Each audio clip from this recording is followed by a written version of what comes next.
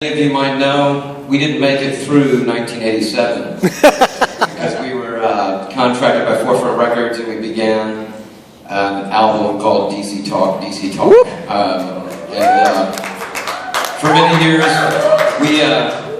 we toured the planet and we had a great time being able to come back here off and on during our career and see Liberty grow. But man, today I was blown away. I could not believe how much this place has grown. So, excited, honored to be back here as Audio Adrenalin, which is bizarre, you know, that I'm in a different band now. But it's amazing. God has been doing a lot of incredible things in our lives. And our story is a story of redemption. A lot of us have been through the road of great success and then great failure. So we've kind of lived both sides of the coin. And one of our big things as a band is the fact that God meets you in the valley, and we're excited to kind of bring this message of being the rock and roll band for the misfits, for the people that are having a rough time in life, for the people that are in the valleys. We also, Audio Adrenalin gives back to the orphans in Haiti. We have an organization called Hands and Feet Project. How many of you guys have seen the Kings and Queens video? Anybody? Yeah, those kids are the actual kids from the orphanage in Port-au-Prince and, in Sabadier. And we're going back after the K-Love cruise this year to visit them again and possibly do another video. We're working on the second album. So I don't know how you're doing this, but if anybody wants to ask me anything awkward, We've got some Twitter questions already. Oh, Twitter questions, okay. We're ready. First up, we've got from Julie Cherub. There's Julie Cherub. Right there. All right. What has been your most difficult moment as a Christian artist? My most difficult moment? Probably living with two other guys in a bus for over 10 years. You know? I'll pray for you. I mean, it's not like touring with your wife, you know what I mean? Women smell better, women take care of themselves, better conversationalists. It's literally a floating campground if you come on our bus. I mean, we stay up until 5 in the morning, we eat bad food, we watch bad TV, and it's just horrible, you know what I mean? So when I get home, it's a wonderful break to be around my wife and my kids, and just have a clean living scenario. So, yeah, being on the bus, sweaty, funky sock smells, things like that, it's difficult. Alright, next up we've got from Josh Mack 82. He wants to know, what was the transition like from DC Talk to Audio Adrenalin? Wow, so the transition from DC Talk to Audio Adrenalin was a huge transition for me because DC Talk kind of stopped doing music in 2001, 2002. And from then on I did solo music for quite some time.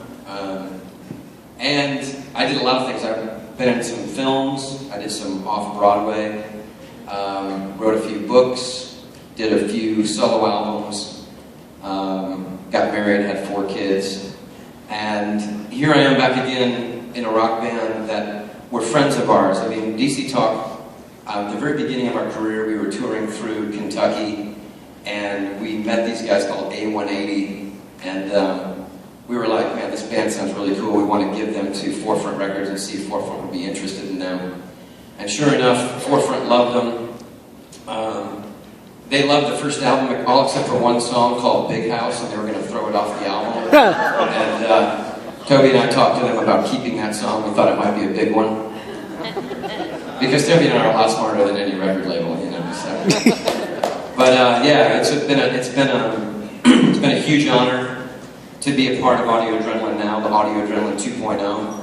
And like I said, I mean, Will McGinnis is the only original member from that group, but we still believe in the overall theme of Audio Adrenalin, which is the band for the misfits. It's the band for the people that are having it a little bit more difficult in life. And so our motto is to reach out to the least of these. And so it's not just about orphans too. It's about people on the street. It's about people in your neighborhood that are having a rough time, and we're just trying to connect to those people. So. All right, here we have from Kip Dunn. What do you miss? Oh, there we go, back there. Wow, Kip. What do you miss the most about your time at LU? I miss the most about my time at LU? Sitting in the dean's office getting in trouble. Honestly, a great thrill of mine. And I created quite a reputation for listening to rock and roll music and being carted off campus in the back of a trunk to stay out later than I should have. And so I was one of those kind of kids that, really tried to push the envelope, and I enjoyed it. And the Lord taught me some very humbling things during that time. He let me know that authority and people that are, in places of structure, it's good to listen to them. It helps you grow as a human being. So it took me being thrown out a couple of times to realize God's overall, structure for my life. And but yeah, back then it would have been getting in trouble. And there's a huge rumor that started in Liberty University that I was the son of Rod Stewart. And it all started because I had a bunch of Rod Stewart albums in my I had Rod Stewart, U2, Police, like all these rock bands that you weren't allowed to listen to back then, and a few Christian rock bands too. And somebody found out that I was adopted because I was adopted, and that my father was a musician, which is true. And my father came over from Ireland, so they kind of put Ireland and England together, and then saw the Rod Stewart records and thought I looked a lot like Rod Stewart, so they were like, oh, he's got to be like Rod Stewart's like illegitimate son, right? Very strange rumor. I don't know how it kept going, but I became quite popular because of that. It's really strange. How did your time here at LU prepare you for regularly being in the public eye, or what prepared you the most for being in the public eye? I've been on stage ever since I was a little kid. I've been singing ever since I was 4 years old in churches, in schools. I was on a radio program called Uncle Charlie's Bible Hour when I was like 6. And they thought I was really cute because I had the little vibrato when I sang. I still have the little vibrato when I sing. So I was kind of always in front of people, and that was my thing. And my heroes, unlike a lot of the heroes that in my grade school and high school, people were all into sports. My heroes were like Elvis Presley as a little kid, and then it went to Bono and Sting and Freddie Mercury and these guys that I wanted to emulate because I thought they wrote the coolest music ever, and they looked cool too. And so I was always kind of wanting to be on stage in one way or the other. I'm kind of an introverted person though. I'm an introverted person when I'm off the stage. I'm a little bit like, hide in my man cave and write books and poetry, and I'm not really big into like constantly socializing. But God has thrust me into a really interesting job, being an extrovert and having to talk to people like you that look at me and look, who is that guy? What does he have to say? And it's amazing. It's an honor. And not one day goes by that I don't feel blessed for it, Absolutely. What's your songwriting process like? Is that in your man cave, or is that? Yeah, songwriting has changed over the years. I mean, when we were in DC Talk, it was 3 guys coming up with ideas. I was the only one in the band that actually played an instrument, so I came up with a lot of ideas on the piano, and I still do. I write in the piano. I have a piano in my office at home in Nashville, and I write ideas on that piano, and then I'll take them to the guitar players because I'm really a big fan of the guitar. Anybody else here like into guitar? Wow, only 2 of you, really? I guess that is the way music is going, right? It's all about the beat and the keyboard and the dancing and all the weirdness. I'm kind of into just the guitar and a great drummer and a great bass player. I like simple rock and roll, personally. So I want to bring that back, rock and roll, What's wrong with rock and roll in Christian music? It should be back, right? Woo!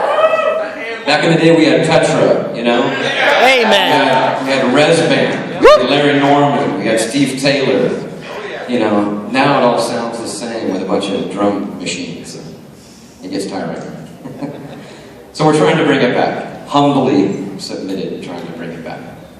Do you have any? You guys have toured a lot, whether it's with Easy Talk, solo, Audio Adrenalin. Is there any like dream artists or bands that you've always wanted to tour with? That, on the docket? Yeah, I mean, I think a tour of Audio Adrenalin, Newsboys, and Toby Mac would be really interesting. Oh, man. I think if we kicked off that tour with 3 shows in a row here in Lynchburg, that might be pretty cool. Oh, man. Personally, beyond that, I would say a dream gig would be opening for U2, or opening for Muse, or maybe Beyonce. I don't know. I don't know what you guys like, but I'm just being honest. I'm more of the U2, Muse, Killers kind of guy. But it seems like everybody's into the whole Beyonce, Justin Timberwolf thing, which I'm not. I don't personally get, in the whole Bieber thing. I don't get either. So, you know, I'm a 46-year-old dude that likes rock and roll. Woo! You guys excited to see Audio Adrenalin on the stage tonight? Thank you, you too.